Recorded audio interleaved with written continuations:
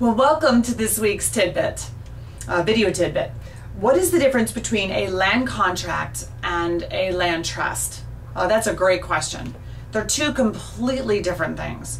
A land contract, if you're taking notes on some of these video tidbits, you want to write this down. A land contract is also called a contract for deed, an agreement for sale. Those types of terminology are used throughout the U.S. But a land contract is a financing tool. It's a way to purchase a property. It's why they call it a contract for deed is it's a contract to get the deed. When you pay off the contract, you get the deed.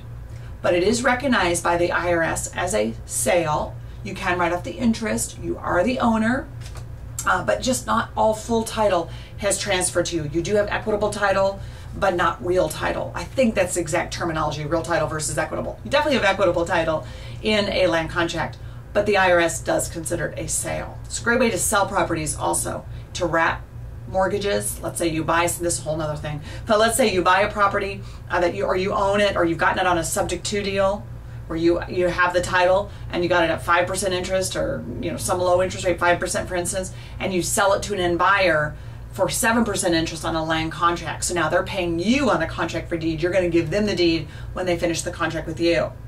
And you can wrap that and make an extra 2% on that mortgage just by wrapping it and not being a landlord, no responsibility for repairs, taxes, insurance, none of that. Tenant's responsible. So anyways, that's what a land contract is. And this is available in every state in the country. It's just maybe called something slightly different and may not be as well recognized or utilized as often as it could be or should be. A land trust, however, is a way to title property.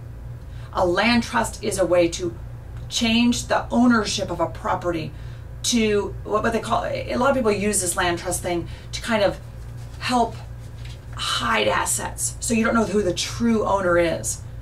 In some states, you don't know who the beneficial interest is of the land trust. So it can hide your assets so other people might not be able to find you. But it does no asset protection. A land trust is not an asset protection tool. It is a titling tool.